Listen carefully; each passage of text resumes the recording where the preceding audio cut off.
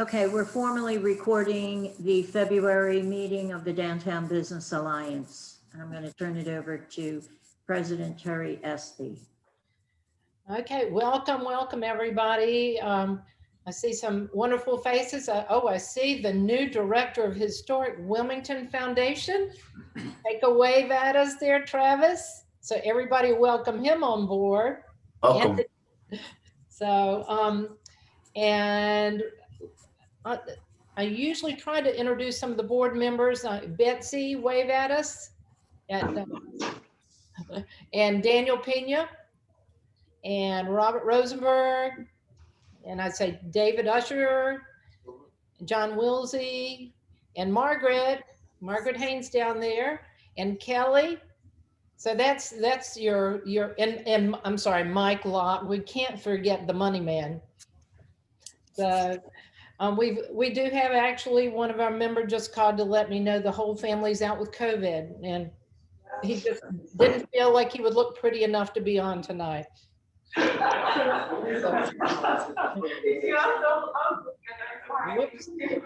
So guys, in our last board meeting, we were trying to decide what topic would hit closest to home right now. And, you know, we all, and myself included, Joan in our office, we've gone through COVID. Thank God everything went, we were healthy. None of the horrible cases.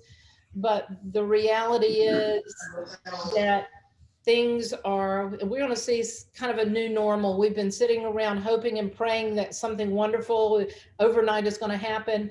Well, I think that optimism, or wait a minute, that it was all magically going to go away. We heard that really early in, but that it's proven that's inaccurate. Today, the Wall Street Journal released a wonderful article, but very, very detailed about the future of this. And basically you're seeing, I mean, I'll be honest, my son-in-law is employed by Moderno in Colorado. They're doubling the size of their facility. This isn't going to go away permanently. They look at this as the beginning of an endemic. They hope, they'd love for it to go away, but I think Dr. Brown will enlighten us that I think the only virus that's been completely eradicated was smallpox. And there's a lot of factors behind it, but as small business owners in downtown Wilmington this past summer, all we knew how to do was to get up, pull our big girl panties up and make something happen. And we did with Downtown Alive. And you know, there were 32 restaurants participating by the end of this, that some of them even told us their numbers met their summer numbers the year before. And a lot of that was because guests and tourists and locals felt comfortable coming in a controlled environment that was being regulated and watched carefully with outdoor dining. So most of you know, we've got a parklet committee started. The city had asked them, asked us to come up with firm numbers from the participating restaurants, which is like herding cats, trying to get our restaurateurs to disclose a lot of the financial information. But we know we've got a future that is unpredictable. And we can't just sit back and wait. We can't just keep our head in the sand. All of this being said, we're all proud to have Dr. Phillip Brown on with us tonight from New Hanover Regional. And we could ask twofold questions. I think we had a little sidebar prior to the meeting opening about the transition at the hospital, but first and foremost, we'd like to get your input as an expert. The title of your speech is COVID-19 variants in the future. So get your crystal ball out, Dr. Brown. Tell us what we're looking at. Yeah, well, I'll tell you, first thing I would like to say is thank you, because, you know, the downtown being alive as it was when it was most needed was really important for our community. You know, it had an important unifying effect. It was a true fortification of people's, you know, behavioral and mental health. I think it was so valuable. to the community, and that kind of creativity is what we're going to need going forward, because like Terry said, this isn't going to go away, certainly not quickly. Um, we find ourselves in a much better position today than we did even 3, 4 weeks ago. So we've got about 50 hospitalized patients, which is half of where we were. We are seeing a fair number of deaths right now. Again, predominantly older, sicker patients, but not exclusively. This is an equal opportunity virus, and it affects everyone. And it's somewhat hard to predict, which gives us great pause. We don't know about the variants and how they'll affect us yet. Certainly, for all we really know, based on our testing for them at that point in time, our peak was related to the variants, but we don't know, and we won't be able to know at this point in time. But some of the ones that are out there do seem to be a bit more contagious. And some of the vaccines, particularly the AstraZeneca one that's not approved in the US, may not be as effective. But for sure, vaccination heralds the end of the pandemic. And we have a long way to go. Because even though those facilities are ramping up their production, and actually I've got a neighbor who's in the pharmaceutical industry construction arm, and they have been ramping up for some time in anticipation of this, it's still going to keep us in a situation that we have not been accustomed to in this country in recent history, and that is scarcity.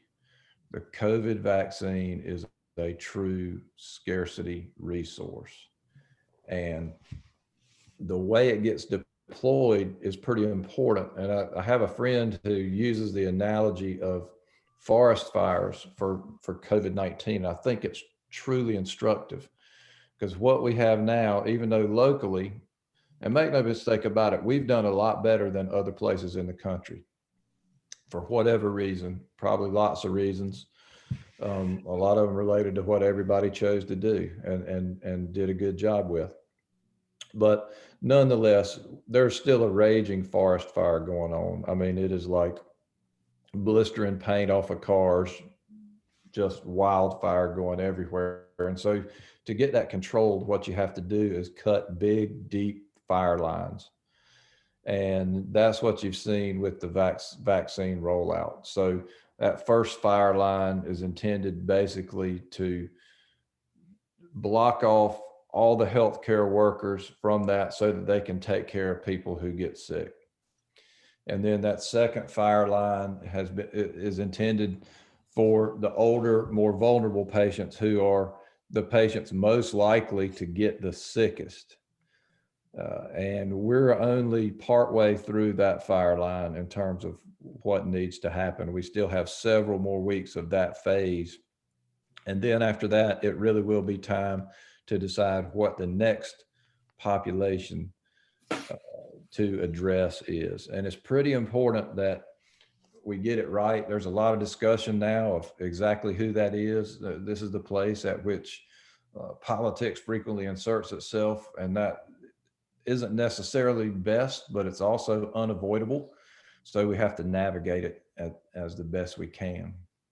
So for North Carolina, in terms of vaccination, the initial rollout was slow, but it was slow almost intentionally because it was done very well. And by last week, we were number 6 in the country in pace of vaccination.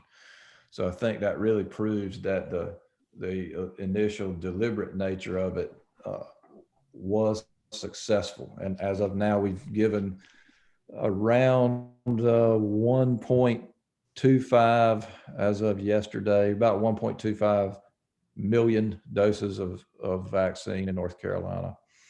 So you can see that in terms of the population, it's not very much. Some of those are second doses. So we're really right around 1 million. We don't know what the latest census is going to show, but we know the last one was 10 million plus. So that gives you a little bit about where we are in terms of vaccine. As I mentioned earlier, before we got started, our organizational commitment, and it's in combination with the county as well, is to eliminate any racial or ethnic disparities in vaccination rates by the first day of spring. We're very close to that. We actually are right on target for the 65 and up Hispanic population, and we're about 1% behind in the African American population, and about 1% over in the white population. So we're real close, and I think we'll be able to get there going forward. But it's been interesting to understand how the systems that we've used before actually feed into that disparity if we don't do specific things to reach out to populations who have difficulty with access. In terms of Moderna and Pfizer vaccines, they both seem to be reasonably effective against the variants that we see so far. So that's hopeful. But the main thing going forward, until we can get a much higher prevalence of vaccination, is clearly going to still be masks, hand washing, and that 6 foot physical spacing, waiting 6 feet apart. That's going to be key. Gathering inside is dangerous still, without a doubt. Still high risk for super spreader type of events. You know, and I suspect that's gonna continue on for a number of months. You know, some people say, I have colleagues who are as skeptical as to say, you know, this will be mid 2022, we'll be out of it, and others who say think it may be fundamentally different by summer. I hope it's summer, but I don't really know, and I don't think any of us know, because the other thing that we have to look at is history. And if we use the analogy of the pandemic of 1918, we see that this pandemic has a very similar trajectory. And strangely enough, something happened in the 1918 pandemic that by that second summer, the virus had changed considerably. And while it's still with us today, it was not as dangerous by the second summer that it existed there. So again, there's another reason to hope, another reason to double down, you know, because if you think about how, I mean, the virus is just trying to do one thing, which is to survive. And to do that, it has to spread. And so if it kills its hosts, that's not a particularly effective spread. So what can happen as you control the virus, in other words, as we reduce the incidence of virus in the community, then basically the virology selects out and selects those viruses that are less lethal but spread better.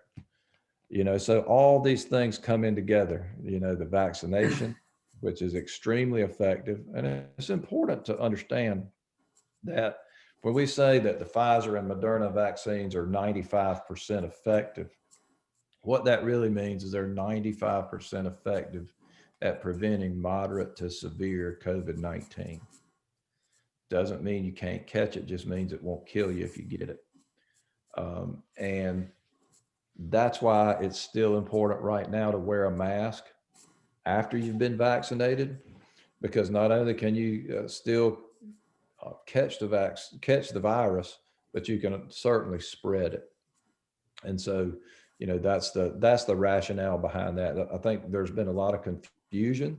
I've had tons of questions around really two things. One is people know a patient who's been vaccinated and got COVID-19 shortly after that, or in between the two vaccines.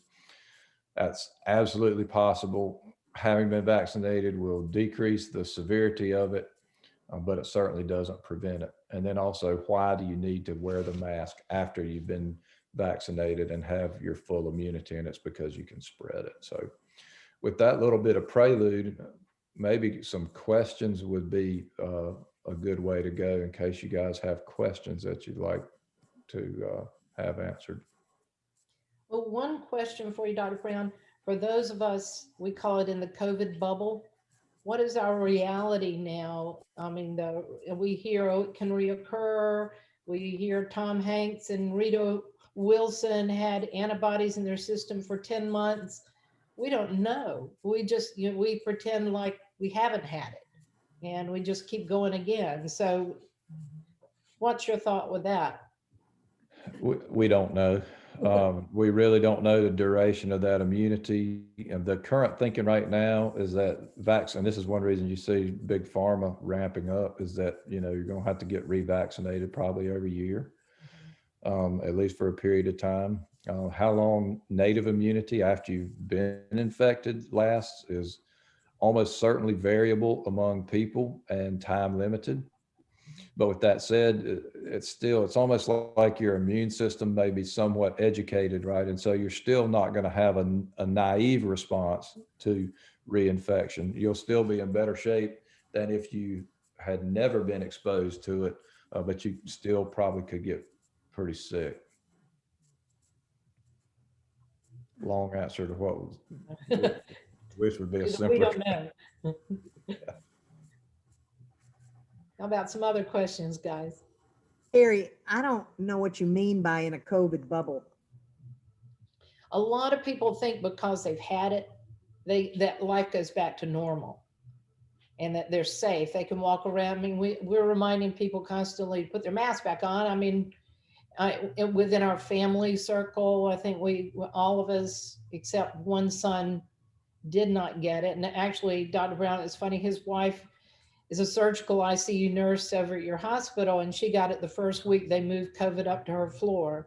So my son didn't get it when he stayed home with her, and he didn't get it when he was around us. So we're a little nervous that guys are going to pull up in a black van and haul him off and cut him in little pieces. But that family units, once an entire family has had it, there's a comfort level there. But again, it's an unknown. Yeah, it really is. I mean, and basically it's impossible not to be exposed to your folks that are in your immediate household, no matter how fastidious you are with precautions. It's just impractical to think that you wouldn't be exposed. Mhm. And then every exposure that any one of those people has is additive to your exposure. And so the webs overlap pretty fast. So, And it's tricky. Yeah. so Robert? the airlines are using electrostatic sprayers, which are absolutely unavailable to purchase for small business.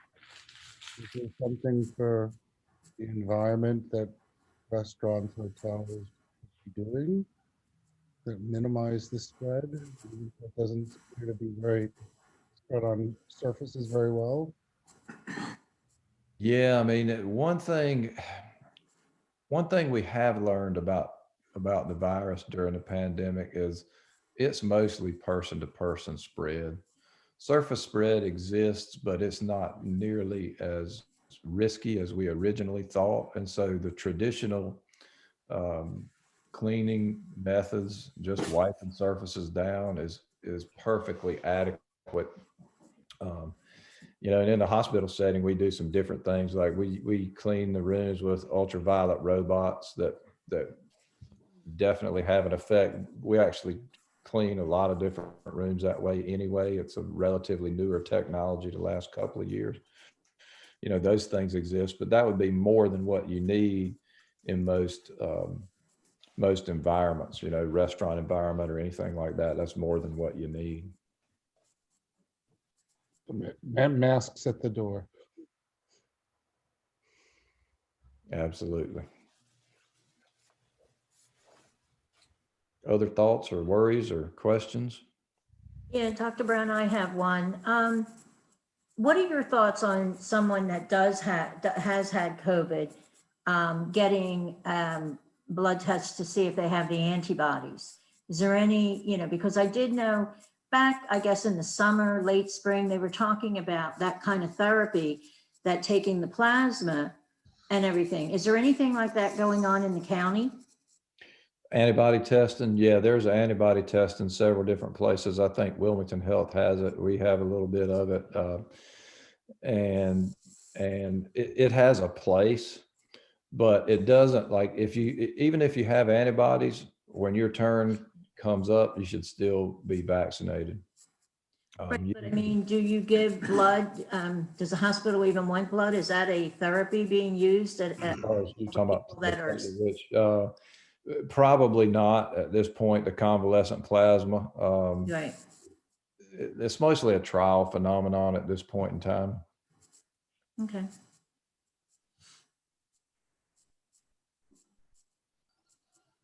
Good questions. You got him. You got his attention right here. So, doctor, we don't have a timeline after you get over the COVID symptoms, because say I'm starting about 3 weeks later, I started having all these weird vertigo and brain fog and fatigue and heart palpitations. How long do you wait before you get the vaccine when you're having all these weird long haul symptoms? The long haulers should definitely wait 90 days before vaccination. And some of those long haul symptoms are, well, you're living through it, it sounds like, and then there's hair loss, and there's all kinds of profound fatigue is really common, and prolonged shortness of breath is really common as well. So we do not really understand what causes some people to get that long haul syndrome versus other people have basically almost nothing, or my brother had it, and he within a couple of weeks, he was pretty much back to normal, and he has a very physical type job. So there's just no rhyme or reason to who gets the long haul symptoms at this point in time. A lot of work being done to try to understand it.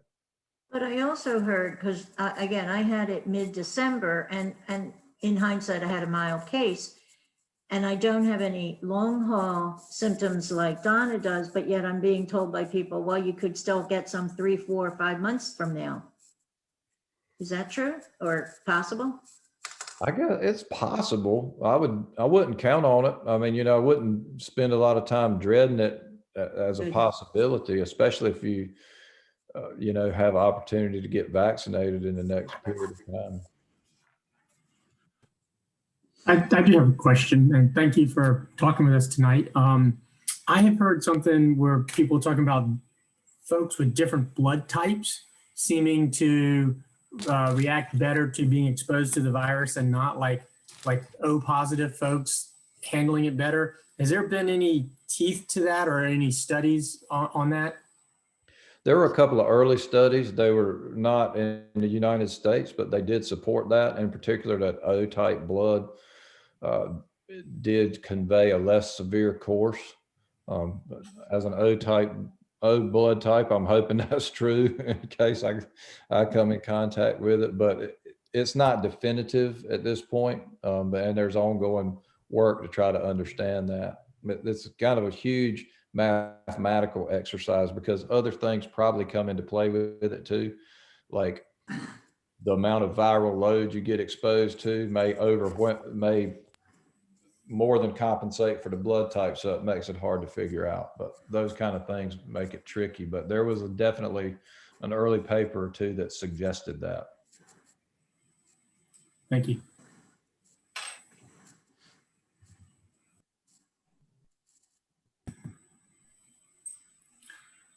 Well, I did have one other one, if you don't mind.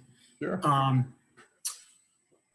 I know several families where somebody has got COVID, and other family members, spouses who are be intimate with that family member before the test came back, not showing signs of COVID.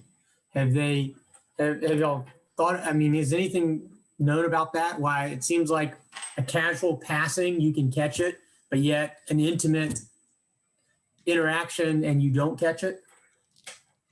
We really don't. We kind of are looking at that more as a phenomenon of why certain people don't seem to get it.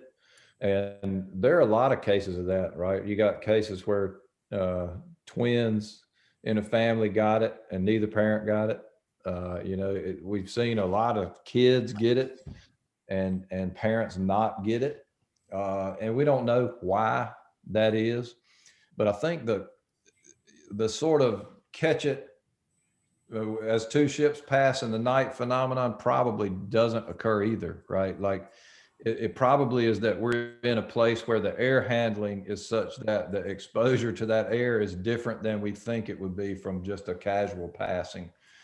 So you probably do have to be in contact with that virus for several minutes. I mean, short of somebody just coughing right into your face or something of that nature, or, picking up a big handful of virus and, inoculating yourself. You probably do have to be in proximity to somebody, but the patterns of airflow you see inside are hard to appreciate sometimes, and I think that probably has a lot to do with it, especially in drier air, because we know the virus will persist. Thank you. I had a question, Philip. First of all, I had a full head of hair before I got the COVID. Actually not. But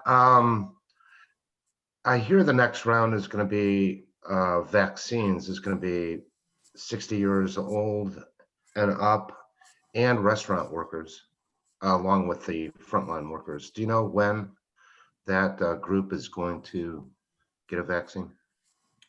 I sure don't, Eric, but I do know that that DHHS is having some meetings about it this week to begin that planning. I hate to put out any kind of false hope, but I think we're probably inside a month on the next phase. I'm not sure how that phase will be chopped up, because there's also a lot of pressure to do teachers up front, which you can you can actually make a strong case for each of these groups. You really can. And Right. again, this is where, we are just so unused to scarcity.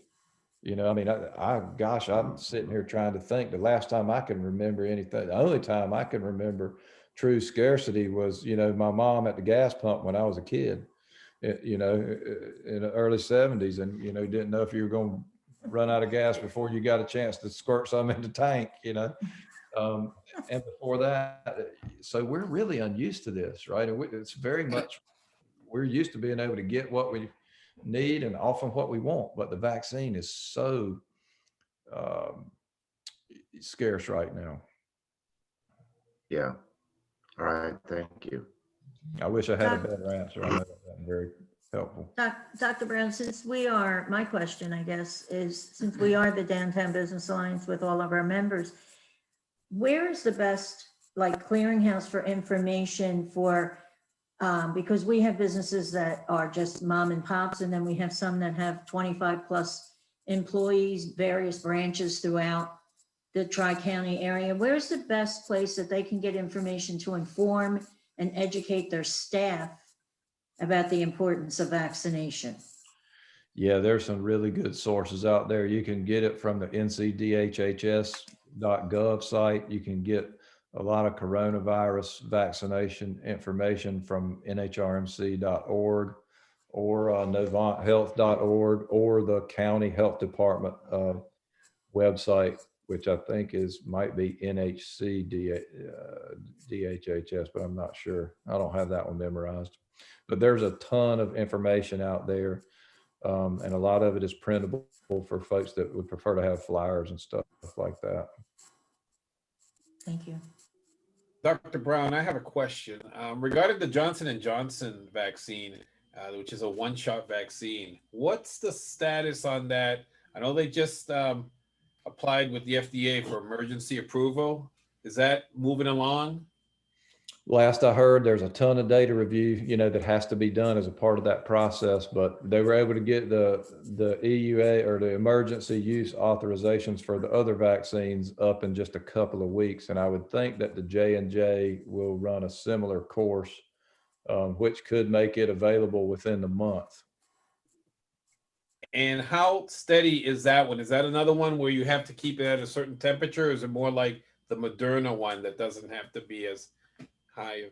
It's much less delicate, which will be helpful. So that's kind of that's been one of the tricky parts of the rollout too, is that the Pfizer vaccine is what we've had the most of, and it requires the most rigorous handling. Moderna is much more forgiving. We're starting to get some of those doses, and then the J&J ones should be even more so. Plus the fact that it's a single dose, is highly attractive. Even though it may not be quite as effective, it's still highly effective, it would appear from their data. And one more question. I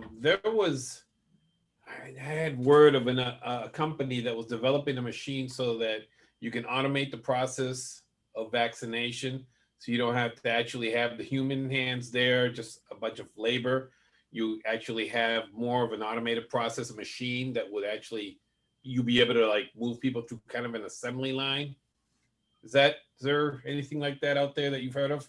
I haven't heard of anything that's effective for that. I'll tell you what I wish they'd make is a machine that would do the paperwork part of it and just let us do the vaccine, because it's amazing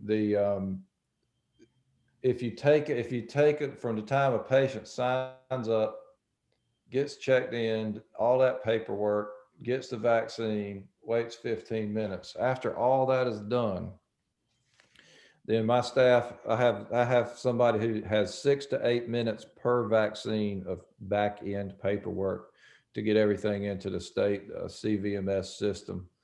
And it is, so when we did the math, so for our first 20,000 vaccines that we administered as New Hanover Regional, it was 2,000 man hours on the back end to enter that data. So it's really, that piece of it is where we need some relief, more so than actually just putting the shot into people's arms, believe it or not. Great experience for a medical intern. Yeah, the first 100 or so is probably a good experience. After that, it gets, yeah, maybe one of those bright young minds would come up with something that would make that easier. Actually, that's a great idea. Dr. Brown, we just had a really interesting question. Someone texted in.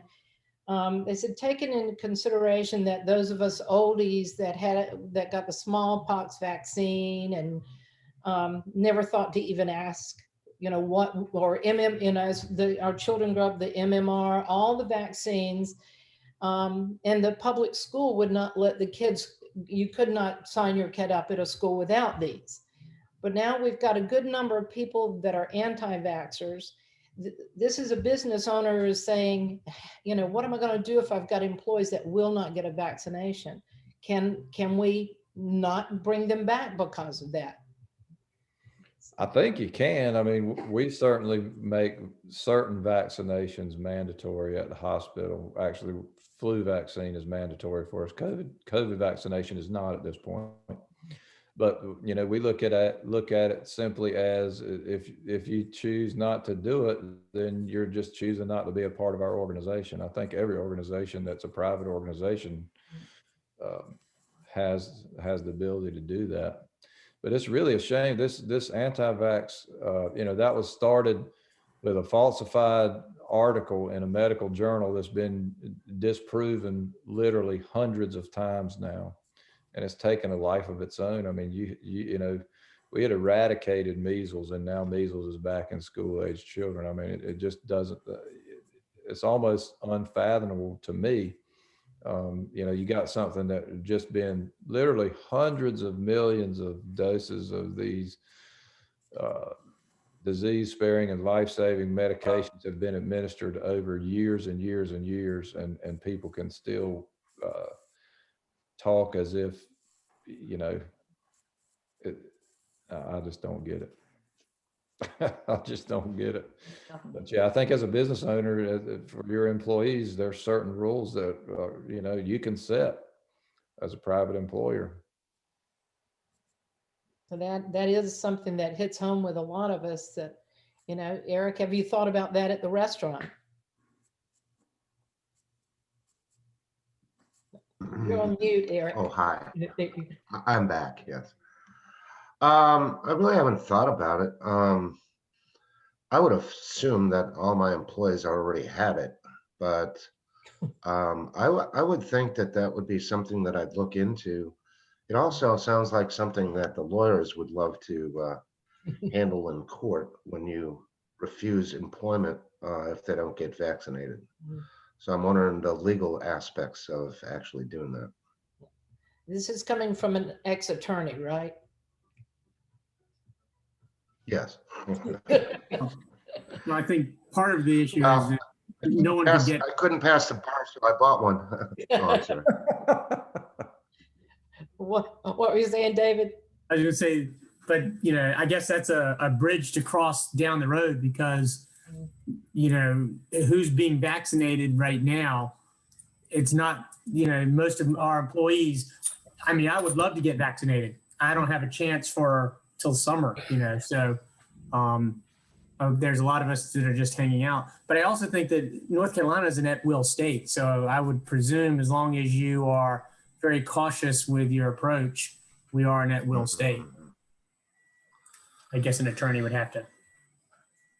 Yeah, I'm thinking it would be like discrimination or something like that, that they'd try to tag you on, but Yeah. we'll see. How about Lieutenant Boucher? Where's the police department standing on this with the staffing and vaccines? Right now it's voluntary, Mhm. if that's what you're asking. Yeah. Yeah, it's voluntary at this time. Well, we definitely have massive uptake. We're probably about 3/4 of our total employee population jumped right on it. And another significant percentage is still considering it and are now, you know, in the scheduling process. And certainly in the age groups that have been eligible so far, there is a considerably more demand than there is supply still. Absolutely. Dr. Brown, you may have addressed this before I got on, but if you have a building, a restaurant, or a business that says they have UV light in their air handler, and that they say that kills the virus, so you can come and sit in there for an hour, is that true or not?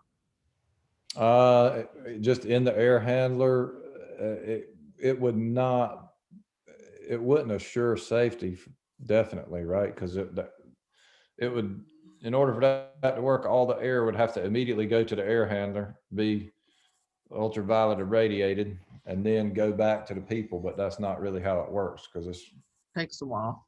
Yeah. Yeah. There's another system which would be the same thing, I assume, some sort of global plasma system that is in the air handler. So it would really be the same thing of how often the air is circulated. Yeah, I mean, I bet it helps, honestly.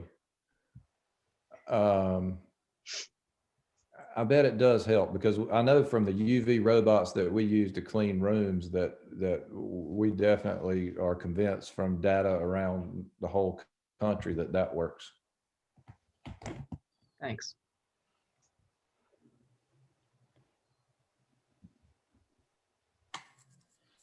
Amy Grant, I'm amazed you haven't had a question. I'm just taking it all in. Well, guys, if anybody thinks, can you think of any other questions while we have this expert kind of tied to the table here? No, we appreciate it, Dr. Oh, absolutely. Absolutely. My pleasure. Happy to share information anytime. And I appreciate the partnership in terms of the innovations made and keeping us in good shape, you know, all along. And look forward to seeing what you guys come up with next as spring is right around the corner. Yeah. Dr. Brown, are you still doing #HealthyILM? You know, it may still exist, but I haven't been using it. So that's a good prompt for me to go back and check. But I would love, you know, that was Tony McEwen's idea. It was a brilliant one, actually. And I think it would be great for us to go back and sort of reinvigorate that, pick it back up. I did 3 of them with the downtown businesses. I did 3 of them with the business owners and then at the riverfront. And that's why I was just wondering, maybe try and do some, you know, like you say, reinvigorate it. Yeah, that'd be a great idea. I'll touch base with Tony about that and see if we can really start getting that going again, because that was, I think it made a difference, and it certainly highlighted folks who were doing a good job, which is always nice to get the recognition for good work. I'll ask you one last question from me anyway. Just to clarify that it was the county commissioners that got vaccinated, whether they were of the age or not, and not the city council. It's my understanding that not only here, but in other places, and we've seen it on TV, that sometimes you have, like I understood at the health department, the people that got their shot the first day, and then they went for their second shot, that on that day there were 50 no-shows. And so they had all of this vaccine that was ready. And so they were just looking for people to try to get it in their arms so they're not wasting it. Is there some effort that people randomly should go out to the movie theater or to the health department near the end of the day in hopes of getting a shot? Well, that is a phenomenon that exists. And as far as I know, I don't think we've had to waste a single dose yet. Like, so for instance, when we do it at the hospital, I mean, you're not going to end up with 50 extra, because you're not going to thaw them out. You're going to thaw them out vial by vial. And so that's usually, it's labeled as 5 in a vial, but really it's 6, sometimes 7. So you might have a handful of extra. And what we did at the hospital is we would always go to where the employees were who had not yet been vaccinated and offer it to them. And that got taken up quick. At the point, I think we've gone to the businesses right around there, which is amazing. You know, the times I've been at the point, what's amazing is that the throughput at those businesses has been remarkable based on the flow of people at the point. You know, they're actually calling in extra staff a lot of days because the business picks up on those vaccination days. So that was kind of a side benefit of the mass vaccination site. And I tell you, you know, Steve Sherwood is a hero in my book in terms of making that available. That was really an awesome thing to do. That I got my shot there. And I was online desperately looking for one like everybody else, but I got mine. I was really impressed with how smoothly that whole operation was running. Well, thank you. And I apologize for the chaos of sign up. Not that I can control it, but to put it in context, you know, we might open up 1,000 or 1,300 spots, and they'll be filled within 15 minutes. You know, it's amazing the pent up demand. So we're trying to figure out better ways to do that. To, you know, I'm hoping that within the next 10 days or so, we'll actually have be developing a single list, at least for New Hanover County, and maybe for all 3 of the counties that we serve. That would be a collaboration between all the organizations that are capable of vaccinating. And that way we can use that list to actually reach out to people in that order and plug them in. And, you know, as we get vaccine ready, it's what we've tried not to do, is what some other places made the mistake of just plugging in vaccination appointments. Not even if they had the vaccine or not, just based on they think they're going to get it. We did not want to do that, because we really didn't want to be having to cancel anybody from something, because we felt like the anxiety associated with being canceled would be worse than the anxiety of if you did it the other way. So I don't know if we were right or not, but we just didn't want to promise something that we couldn't deliver. So we did it that way. Dr. Brown, I got a couple more questions for you. Regarding the UNCW testing that they were doing over there, is that anything that they're thinking of probably getting some more funding to do that again? Or what do you know anything about that? I don't know where they stand on that. You know, the funding is a big thing for all of this, because it's right now, it's not abundantly clear where any of the money to do it is coming from. There's no reimbursement for vaccination. There's some reimbursement for testing, but it's not, you know, it's not at the level to cover expenses right now. So we're hopeful that either from federal or state levels, there'll be some more funding that comes our way, because we sure do really need it to kind of make it work. That was a good program, that testing program they had over there. Yeah, And it my last, was. was that? It was for sure. And my last question is, when can I go back to the gym? So, yeah, I mean, with certain precautions, you know, some gyms are open, right? You know, and it's, I personally have chosen not to do that. But I have a facility that I can do at home. Nonetheless, I have a lot of colleagues who have chosen to go back to the gym, but the protocols are spacing and masks and real extreme cleaning. I'm pretty sure the WPD gym is back open at this point in time, isn't it, Stephanie? I think. Dr. Brown, have you heard anything about the CVS and the Walgreens rollout? Not the details. I'm hopeful that they'll come through. You know, originally they were supposed to handle the long-term care residents, so SNFs and things like that. That didn't work out too well, but I just don't think they were ready at that point. Hopefully they're ready at this point. I think one thing that I'd like to see happen, and I'll be testifying at the General Assembly tomorrow, we need to figure out how to decentralize a lot of this process and get as more vaccine becomes available, we need more vaccinators, basically, you know, so medical practices, CVS, Walgreens, obviously health departments, hospitals and all that. But if we decentralize it, we should be able to go faster and keep people more safely spaced. So that's one of the things that I'm going to ask that they consider.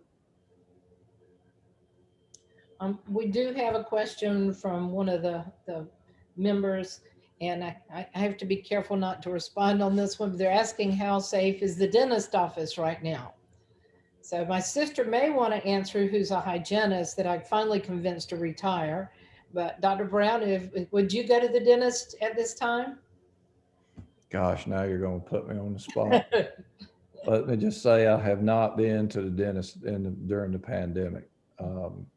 Although the rest of my family has, and they did fine. So I think that, you know, one of the things we know, it's really a good question. I was being a little bit funny because the truth is I just don't like to go to the dentist. I'll have to really make myself, but nonetheless, you know, the protocols that exist in healthcare organizations and in, you know, dentist offices and all are very effective. And they may be the safest environments to find yourself, to be honest with you. I think in all likelihood, it's much more dangerous for the providers in those cases than it is for the patients in those cases, just based on what you're having to do to, you know, work on the teeth and stuff. So I think from the patient standpoint, there's no contraindication to the dentist. I will say I went to the dentist and they were masked and shielded.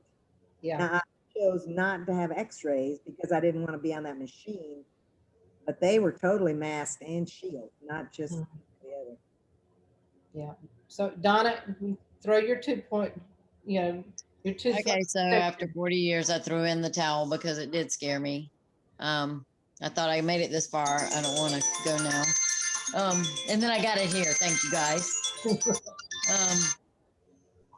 But yeah, we weren't so concerned about ourselves. We've been in this forever with HIV. When it arrived, you know, came around in the 80s, we were like, we're super invincible people. We put our hands in crap all the time without gloves forever. So we have a high immunity. I know that. But the problem was we don't have the high evacuation system, air filtration. So what lingers in the air from the person before you is going to be there for however many hours. We don't know. So that was our biggest, that's the biggest thing in dentistry is how do we ventilate the rooms so that the next patient isn't going to inhale the last patient. So what all my friends and all my patients that have texted me to death have asked, should I go and get my teeth cleaned? And I said, take the 7 o'clock on a Thursday when nobody's there. Bam, done. I closed my mouth then. Awesome.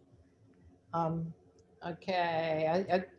One of our members did want some clarification on if you're vaccinated, can you I still might be transmit? frozen. Are we frozen? No, I hear you, Tara. All right. Yeah, Dr. Brown, can you I hear think me? I lost y'all for a second. I can now. I went unstable for just a second. Sorry about that. We all do that.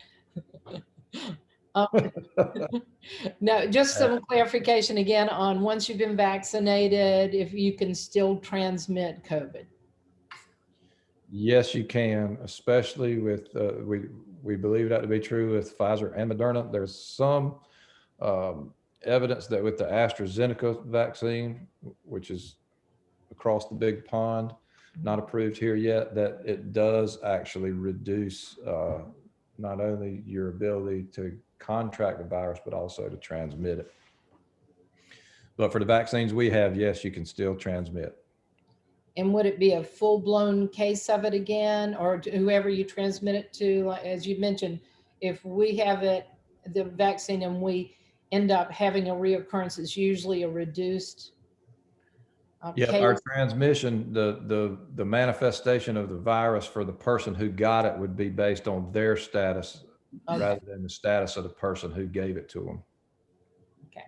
So they could still have a severe case, particularly if it were an elderly person or a person with other compromising conditions that we know are high risk, like diabetes or chronic lung disease. Okay, here's my input. I Googled those bubble shields that you wear over your head. Have you guys seen those in Germany? Looks like space cadets, but yeah, they've got different types of things you can wear over your head for the future. Future reference. Does anybody else have any questions? Well, Dr. Brown, thank you for taking the time to, we feel like we've been just sitting in the living room talking and have an opportunity to really get our questions answered. It sounds like what we've got to prepare for from a business standpoint is to treat this thing like it's full blast for quite some time. And we know we've got quite a few, downtown events, large gatherings, Azalea Festival, things like that are not really on the radar for some time, but everybody's frustrated and wants to move forward and get some semblance of normalcy back. So it sounds like we're just going to have to do as we did during Downtown Alive. We need to just go after it, but very, very cautiously, and protect our family and our friends and our visitors, and not just ourselves. But that's exactly right, Terry. It's like Downtown Alive 2.0 for spring. Sounds pretty good to me. Well, thank you, Dr. Brown. Will you come before council with that? Yeah, we could. Margaret, does he have a little more pull than we do? Pull that if we bring him along to council? All you got to do is what we ask you to do, get the numbers and get all of that together. Yep. All right. All right, guys. Thank you so much for the time. Thank you, Dr. Brown. Appreciate it. We're going to kind of stay on the same subject a little bit, but basically, as he said, what's next, and whether it be Downtown Alive 2.0, how we're making a right turn, and more creative ideas of what we can do to help our businesses downtown. And, I'm going to embarrass Travis, but Travis, I would love for you to tell this group what Historic Wilmington, your great idea about, instead of the home tour, what your concept is. And this is exactly what we're talking about. So Travis. Gary, I wasn't expecting that. I know. Yeah. Well, we just didn't want to go another year without the house tour as part of the Azalea Festival. And we were bouncing around ideas that would be safe, we've been operating walking tours limited to 10 participants once a month, and everyone is masked and socially distant in the walking tours. So what we're going to do is we're going to have 6 porches in the historic district that are hosting performers, a variety of art forms, anything from dance to installation to reading theater to living history to instruments. And then every 15 minutes, there will be a group of 10 participants departing from a guided tour. They leave the Historic Wilmington Foundation headquarters and they visit as a group of 10 each of those porches to watch the performances. And the performances are tied to the history of the home. For example, we're working on getting an opera singer to perform some opera at the porch of Katerina Yarborough, the first Black woman to sing opera on American stage. We have Tony Rivenbark down here at the old St. John's Art Gallery, now the Children's Museum, reading from Claude Howe's diaries. That's where Claude Howe was started. A dance performance on the Captain John Harper porch on South Front Street. Captain John Harper owned the steamship Wilmington. So Dell, in the 1920s, can you imagine steaming down the Cape Fear River on your way to Carolina Beach, and the music of the era, hopefully having a dance that kind of brings back that time in history. So we think these are limited performances that discourage gathering. They encourage disseminating folks, keeping them separated. There's no rhyme or reason that anyone that would remove their mask, and we will encourage that and enforce that. But it's some semblance of normalcy during the Azalea Festival that's catered towards the times. We want everybody to have a safe and enjoyable experience and not go another year without doing a little bit of something to celebrate the history of our community. Yeah, thank you, Travis. Yeah, I think we all agree that it's that type of mindset that we've all got to, we've got to stay focused. And again, we're not going to be who we were a year ago, 2 years ago. The downtown's different.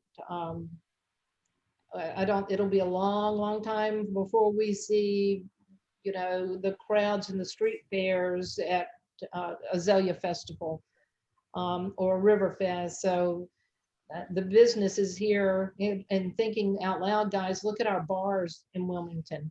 I mean, how long have they been closed? There's no way you can maintain a business that doesn't generate any money. Ultimately,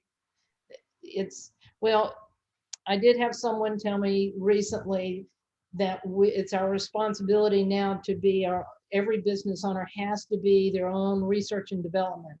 And it's on hyperspeed right now, because we always say you have to evolve with the times.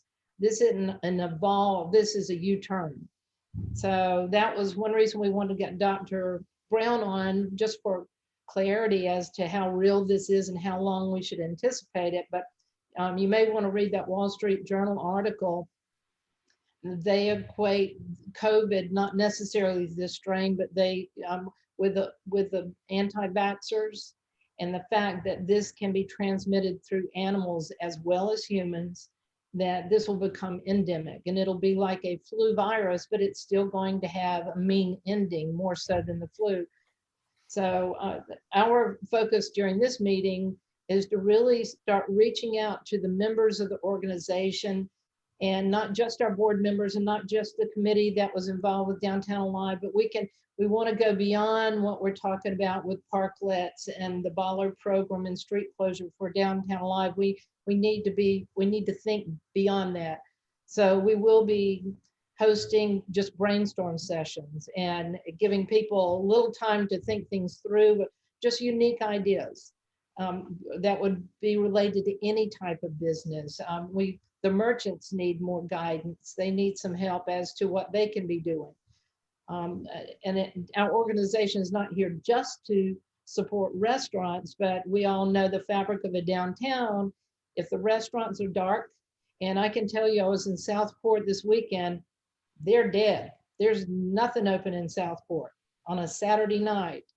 And one restaurant in downtown, I think it was a oyster bar, was open. and it's scary. We've been very, very blessed thus far, but we don't want to fall back. We don't want to end up in that situation. Raleigh's the same way. Fayetteville Street and Moore Square is still dark. So we were progressive. We've got to continue to be progressive.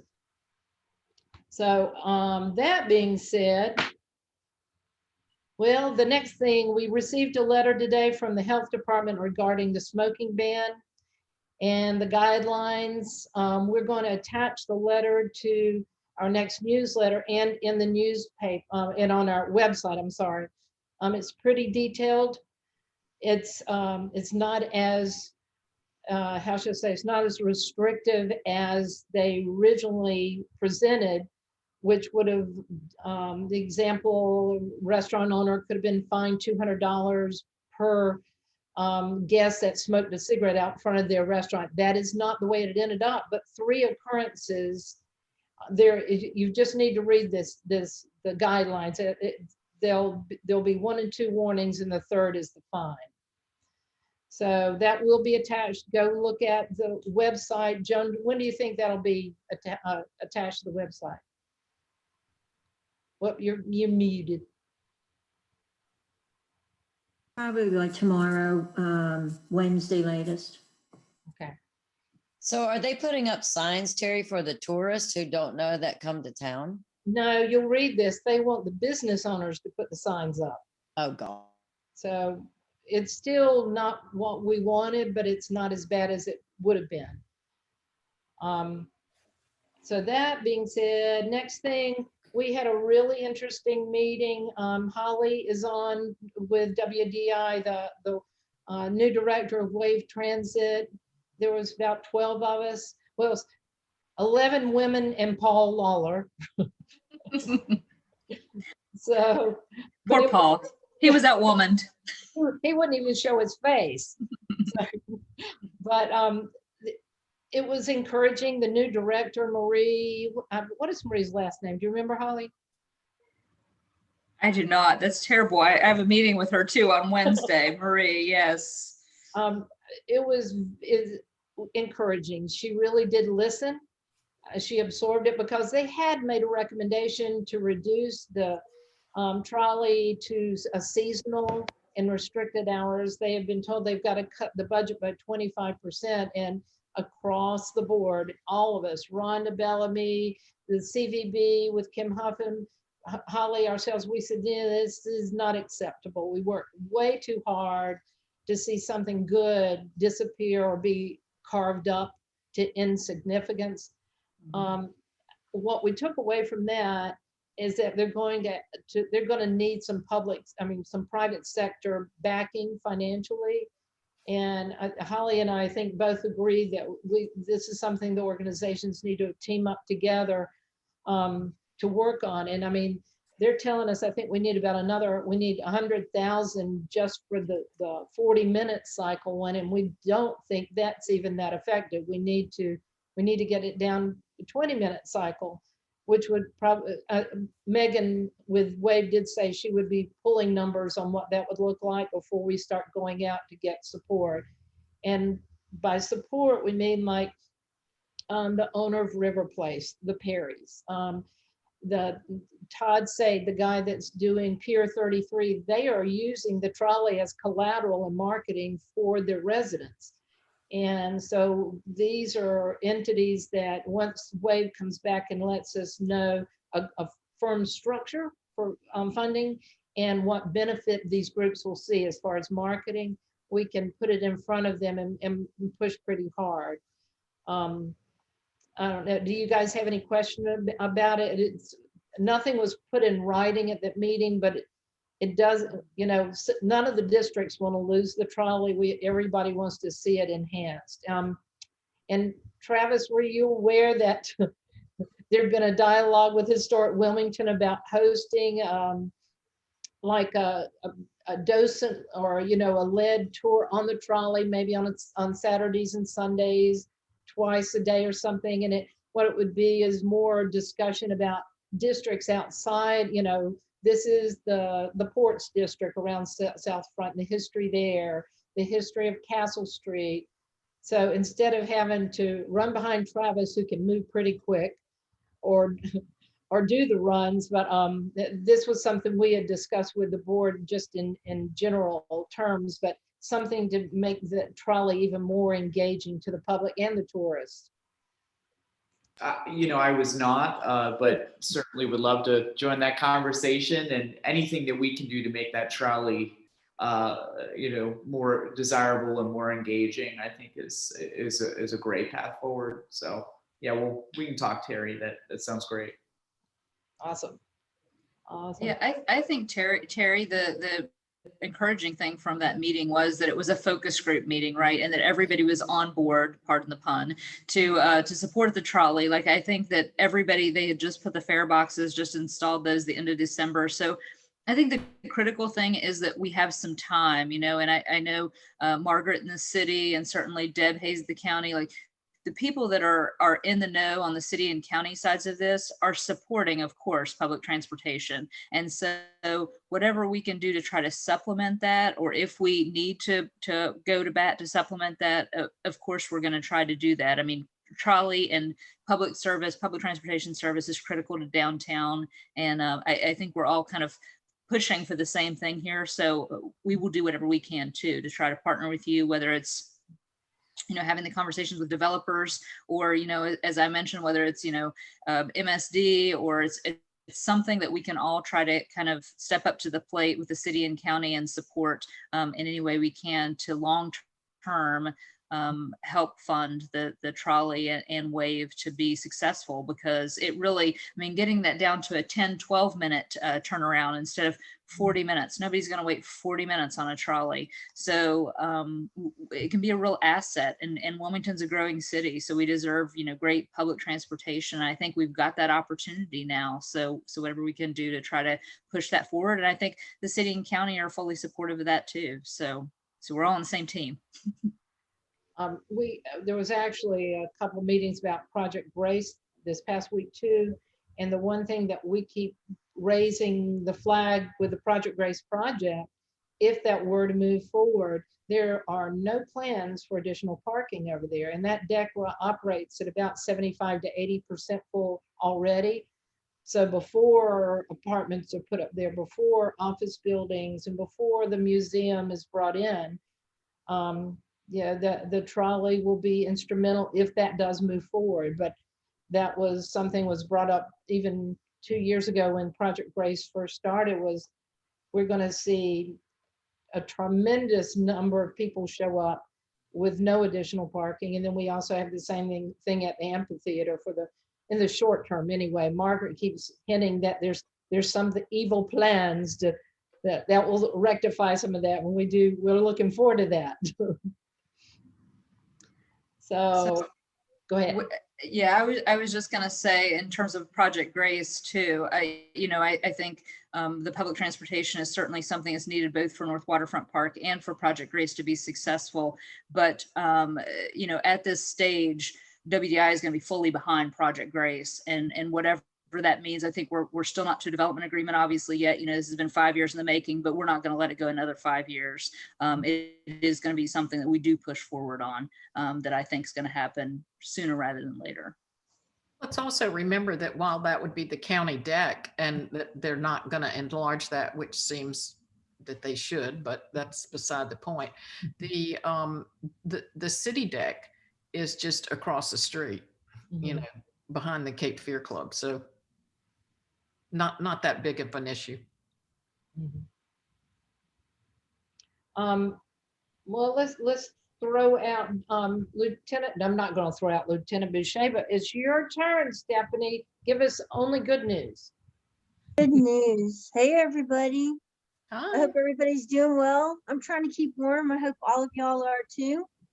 I do have the stats for the end of the year. I know we're kind of like a month behind every time we have a meeting, but for the Central Business District, and I'm going by the NIBRs because we report more crimes with our NIBR system. It was a new system that was enacted 2 years ago, and we saw a 25% drop in our crimes since last year. So comparing statistics from 2019 to 2020, there was a 25% drop in our crimes downtown.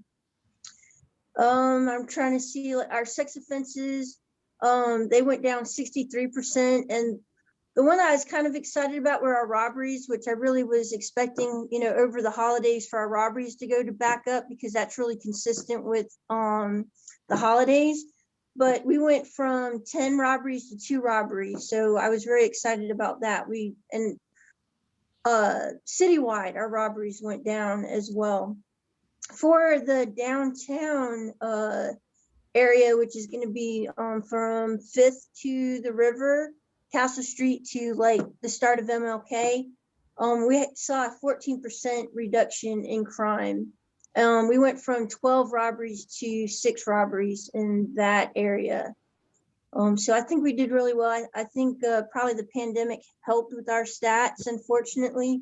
But reduction in crime is always good. I was looking at the reports for January to see if there was anything that was that looked concerning. We had 2 assaults. Both the victim and the suspects in those cases knew each other. We did have some property damage, about 4 cases on that. I think one of them was an arm at the parking deck was one of the property damages. We responded to 4 overdoses. Let me see. We had quite a few larcenies. Some of those are from porches, retail larcenies. 2 B&E autos, 3 B&E autos. Looked like most of those were on North 4th Street, or 2 out of 3 of them were on North 4th Street. And that's pretty much like the only ones that I see for January to keep an eye on. Our larcenies was the biggest crime that was reported last month. So you guys have any questions, any issues that you're seeing that I need to know about? All positive comments about the blue lights on the patrol cars. Oh yeah, I think the first day I went out, I was off duty, and I think I counted like 7 cars. And it was we were traveling from Kerr Avenue to College Road. Now through those cars, we're going to a call. There was probably like an accident or something. So through those cars, we're going to a call together. But yeah, it was very. You could see them blocks away. Yeah. So yeah. Yeah, the only negative for the police department, they can't sneak up on us. Oh yeah, but I think at least for the short term, we can see how it pans out. Like I'd like to see the stats. I'm always interested in the stats to see how things go. I think for at least the short term, it's a great idea because when I first came down here, the visibility was an issue for law enforcement downtown. I don't know if that's still an issue. I haven't gotten any feedback that visibility is a major issue downtown. So, just having those lights on it says, yeah, the officers are out here. You're just missing them because, you might not see us a block away. Now you can. Yeah, I liked it. My only thing is they are a little bit bright. Maybe I'm just old. I mean, I like having the blue, but it's pretty intense. It's the full blue. It's not like a muted or anything. Yeah, they went to the LEDs. Now it's even worse when you're on traffic stops or when they're flashing. They're very bright. And I'm sure they're like during the day they're not as bright. I don't think, but like definitely at night I could see where they would probably be very bright, especially the LED ones. Lieutenant, what happened to the pretend cop in the black black Dodge Charger? I put 2 words. We're still working on that. We may have 2 possible suspects. Doesn't mean it's them, but I think we had some people downtown that had received information in the past, not recent past, that it could be, but we're not 100% sure. But we're definitely working on that because that's kind of a scary thought, somebody pulling over people and pretending like they're law enforcement. That's just a bad recipe. So we are definitely working on that. And we do have some follow-up, so. Somebody posted on the WECT site when they were reporting it, that it happened in another county. So it was the same like kind of MO where it was a blackened windows. It was a Charger. I can't remember what county it was. Yeah, I don't doubt it. I mean, our criminals don't stay in certain districts, unfortunately. They like to move around a lot. So, yeah, I'll look at that and make sure that our sting center knows about the incident in whatever county it was. That see if they can find what county that was in. I think it was several years ago in Brunswick County, something like that was happening. No, it wasn't the comment today was that it happened like within the last month or two. Oh, the new one then. County, yeah, no, and it wasn't Brunswick. And I'll have to go back and look at the WECT comments because they were comparing the similarities with the car. They didn't, they didn't say anything, the car and the blackened windows. Yeah, the only thing I can say is that if you see anything that looks suspicious, don't hesitate. I know I say this almost every meeting. I know sometimes you don't want to call in because you don't want to either get involved or you think that you're bothering us and it's going to be nothing, but just please call us because it might be your call that breaks open whatever case it might be. So if you see a Dodge Charger, at least get a tag number because then we can follow up at least on a tag number and it's not as intrusive. And we can do a lot of research on that aspect of it. And then if we need to go do an interview, we can do that as well. But if you just see a Dodge Charger that matches the description and the driver in the car matches the description, if you can get us and just call in a tag number, that would help us out because that's something that we can follow up on. Thank you, Lieutenant. Yes, ma'am. You guys have a good night. Thank you. Thank you. And we're going to break Holly in tonight. I left her a message earlier today. I said, oh, by the way, I don't know if anybody's told you, but usually WDI Ed would come and give us a little bit of his spiel. So I'm glad you got the message. I did. So I got the 45-minute warning or something right before the meeting, and I thought, you know what, that's fine. Yeah, we're good. So, and I figured that, and I had seen in the past, just minutes from meetings and things like that Ed had done that previously, and I'm happy to do that. So we had I had my first, they've had plenty of them, but I had my first full board meeting last Wednesday. So I think we're all kind of, settling in and trying to figure out, what's next for WDI. It's going really well. I would say we're looking, and I actually just did an interview with the Business Journal this weekend, and I think really WDI is going to, and kind of alluded to this before, but I think now that we've got a board meeting behind us, we're going to transition to a real kind of a downtown force in economic development. I mean, I can't really put it any other way, that we're really going to be project focused going forward, where we're going to look at specific projects like we already talked about, Project Grace, and if there are other projects that the city or the county or the downtown feels that these are the things that are priority projects that are going to bring people downtown to work or live on a permanent basis, that are not just event based. Not that there's anything wrong with events, and we are going to try to kind of work through figuring out, because of course that's the question that comes up, right? WDI has been known for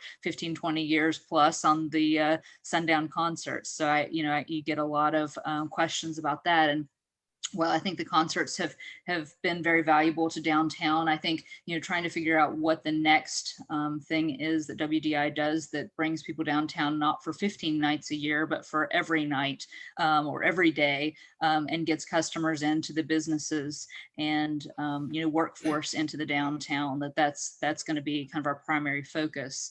We are going to look to expand the services, the MSD. I think as far as trying to go a little deeper with MSD services, we are hiring for a new position now. So we're interviewing, I'm actually interviewing this week for a new position we'll be hiring. I think we're going to focus more on business retention and expansion. So how can we directly help the businesses, and not just, a handful of businesses or businesses along Front Street or businesses that are within, 2 minutes walking distance of the WDI office, but how do we impact all of the businesses in the MSD and how do we reach all of them within a period of time. I realize there are a lot of those businesses, but if we have someone who is specifically focused on outreach and marketing to 5 to 7 businesses a day, then they should be able to make a big dent in our business community pretty quickly, and make sure that they outreach to all of them and get that feedback back, and that we have a very formalized and structured business retention program. And then, I would say, again, we're going to initiate, look for projects, look for key projects, and then look for partnerships. So Terry, I think just like you said, with the trolley and us being able to kind of collectively get behind that, Downtown Alive, I mean, that's definitely DBA's baby, right? Like I think we want to make sure that we're supportive of one another, and that you guys are doing such a great job, I think, in supporting the merchants and supporting the business community. And I want to make sure that we're able to, going forward, work with DBA, and however we can possibly do that to support the merchants, to support what you've been creating, and support the events that you've been having and promotions, and that this is a cooperative. There's plenty of work to do for all of us. So we want to make sure that we're engaged in DBA's activities, as far as supporting the work that you're doing as well, and bring all the merchants customers. That's our objective, right? Absolutely. Well, we are thrilled and just ready to hit the street running and start making, not making new things, but just we know we've got a big challenge on our hand right now. How are we going to be ready to rumble? Most of the restaurants that we've had 3 or 4 closed down for the winter, it wasn't due to COVID. They're reopening in February, but most of them were closed because the governor's 9 o'clock cutoff for alcohol. The upscale restaurants, as Jeff at Pinpoint said, nobody wants to go in at 7:30 and start a meal and be told you've got to chug that wine and get out of here. So we saw several of the upscale restaurants locked down for a while. RX, they're all making good use of their time. You see the outdoor patio at RX, Pinpoint's has refinished the floor. Rebellion has made good use of their time, but they all plan to be open around Valentine's Day. And by March, really, we need a good plan to bring downtown back alive again. And a joint marketing effort would be awesome. We did find last year that the number of tourists that were coming in from all over, a lot of them were driving hour, 2 hours away, Raleigh, Charlotte, staying in a lot of bed and breakfast, not as much of the hotels because they didn't want common halls, but they didn't know anything about what was going on here. They knew the towns that they had left didn't have anything going on, so they were all pleasantly surprised. But we want to do that this year and take it up, 10 times.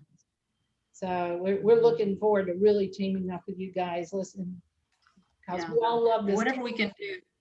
Right, to kind of support each other. And one shameless plug for the microloan program, I'm hoping, and I know I saw Eris wasn't on the call, but I know there are like Eris and I have been working together and the city staff and our board on trying to finalize the implementation plan for our microloan program. So one of the things, and Terry, you know better than anyone that our businesses, while it's been a challenging time, certainly through COVID, I think, that you've seen, just like, you personally have seen businesses that have come, and so have I, just people that are still interested, and we want to be in downtown Wilmington and opening up and trying to kind of get the existing businesses back on their feet. We want to make sure that we're there to support them with the microloan program, which will be, again, that program is $20,000. So it's not a huge amount of money, but it is, the nice thing is it's no payments for the first 6 months that they have the loan. So it's up to $20,000, up to 5-year term. and 6 months, no repayment, and that there are no payments during that time. And, you know, I think the best part is it's 3/4 prime. So having a small business be able to get money, subprime money, whenever they need it most is absolutely critical. So, so we want to make sure the DBA members, of course, know about that, and that we, you know, work together to kind of promote how do we all pull out of this successfully and make it a great year for 21. Awesome, awesome. Any questions for Holly, guys? Okay. Well, Holly, again, thank you, thank you. We're gonna take you up on your offers, girl. Okay, that's fine. Any announcements from the rest of the team here? Anything going on you need help with, or? Yeah, I'd like to make a couple of comments. That's, you know, from the artwork. But first, I saw the Downtown Business Alliance had posted an event for Rims on the River, May, whatever the dates are, and it was the event from last year because it said it was. And we talked to Chris Andrews, and he said it's all on hold, and I just didn't know why it was. I don't know. I saw that too, and I have no idea why it popped up like that. Interesting. I have no idea. It's done it before, and it's a glitch with Facebook. Oh. The other there was a ghost hacker that hacked the rims on the water, or rims on the water river thing. Oh gosh, about 5 or 6 months ago, that Chris and I, because they actually created another page, and they actually had John Staten at the Star News phone number attached to it. So I'm not sure if there's something like that went on again. I saw that same thing, Betsy. We'll look into it. Yeah, and actually, I actually looked at the dates since the content said it's been canceled till 2021. But then I looked at the dates, the May dates that are listed. It actually is this year's Friday and Saturday dates of that weekend. So yeah, look into it. Well, he originally, you know, when he canceled, I think everybody that had event dates put them out to the next year. Nobody really thought, well, hope springs eternal, that it would not be going on till now. But I don't know what triggered it to pop up the way it did, and everything on Facebook. So we'll look into that. But yeah, Chris is the one that created that event. He needs to adjust it or take it down or something. I did speak to Chris this week, and he is saying that he is scheduling those events for October. So we'll see, but he said he's going to go ahead, and I think Rims on the River, he was going to do the same weekend as Halloween, which might be interesting, but he is tentatively scheduling, but that's that's a glitch that we saw. Yeah. Art and Bloom Gallery just opened a new show with Bob Bryden, printmaker and mixed media artist, and Willie Friedrich, a photographer. We're open Monday through Saturday. Come on by or go online. And I'm happy to say there are about 12 galleries now that have regular hours open to the public. It's exciting. We met with Rhonda Bellamy last week in a Zoom call, and we're hoping that the fourth Fridays will be back when it's safe, and maybe this fall. And Amy, I have an announcement. It went off. I guess I put it up about a week ago. If you know of anybody in the art circle, the Gallery of Fine Art over on Inspiration Drive in Mayfair is now available for sale. It's a great opportunity. They have the licensing and exclusive with the Dr. Seuss that is available to a new buyer. So if you know of anybody, please, tell them to give us a call. Thanks. And I'd like to ask a question. What about Love Lydia? Is that business now for sale, or is the equipment being sold out? What's happening? I don't know. The word on the street is she's trying to sell the business. There's no business to sell other than there's a good lease. I mean, the lease on that was very low. It's a killer kitchen, it's beautiful. I'm not involved in that transaction and probably should not say anything. So, but well, as you know, I mean, Lydia, the whole time we were saying open third shift, you know, make your bread, sell them to the restaurants. And she's a wonderful, she's kind of like some of our artists. They're very talented and creative, but not necessarily the best business people. Is that a good way of putting it? So she is, my understanding, she'll probably be working with Dean at the restaurant back as pastry chef again, which will be good for Wilmington as well. But I've gotten a lot of calls on the building there, but you notice there's no sign. As I said, I was told Jeff Pubis is trying to sell it. The business. When it first opened, the hours were never consistent. I mean, they never really got off the ground 3 years ago. So yeah, it's awkward. Okay, we're disappearing one at a time here, guys. Anything else? All righty. Oh, Kent, you know, we have never made the announcement about Mark's business. Should we say anything now, or do you want to hold off a month? Well, grand opening was supposed to have been December 1st. I just didn't say what year, I guess. Yeah. Hopefully, I don't know what we're looking at now, maybe March 1st. We'll see if it should go smoothly now. But yes, the property on the intersection of North 4th and Front Street, right? Yeah. The red and white building at the gateway is Mark Milner's Cafe is going to be opening a to-go pizzeria there. It's going to be called Wheelhouse Pizza. And we're looking forward to it. I think he'll do a good job, and I think he'll do a good business in that location. We just, you know, it took us 4 months to get through the permitting process, so that's what put us way behind schedule. Way too much hassle getting permits. Yeah, for a 300 square foot building. Right. have I seen a food truck that says Wheelhouse Pizzeria? There's one called Wheels Pizza. We might need to work on Mark a little bit more on that name.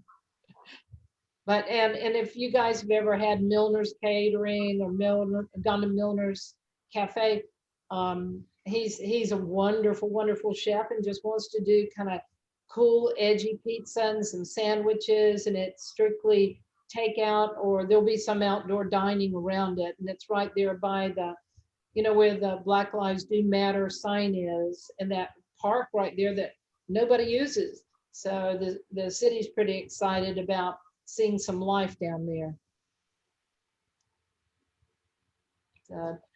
Well, guys, the next DBA meeting is going to be March 8th, and we promise we'll get the notice out. The Biz Journal has been putting it out.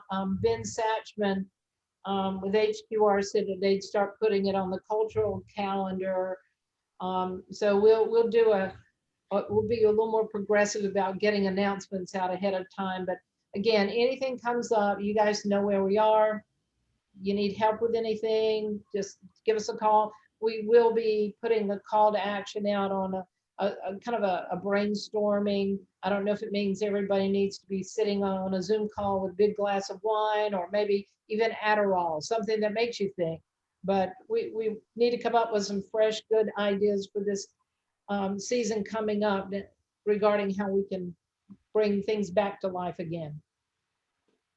But thank you, guys. Now I'm going to go get my wine.